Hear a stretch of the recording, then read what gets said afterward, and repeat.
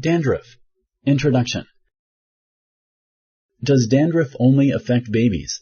Select yes or no. Correct. Dandruff can affect people of any age. Cradle cap is the name for dandruff that affects babies. People with dandruff may not have any scalp symptoms. Select true or false. Correct.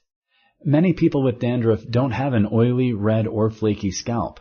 Their only symptom may be white flakes that fall to their shoulders. Dry skin is the most common cause of itchy, flaking dandruff. Select true or false. Correct. Dandruff can be caused by several conditions. Dry skin is the most common cause of itchy, flaking dandruff. This can happen during winter when the air is cold and rooms are overheated. Does dandruff always require treatment with a prescription strength shampoo?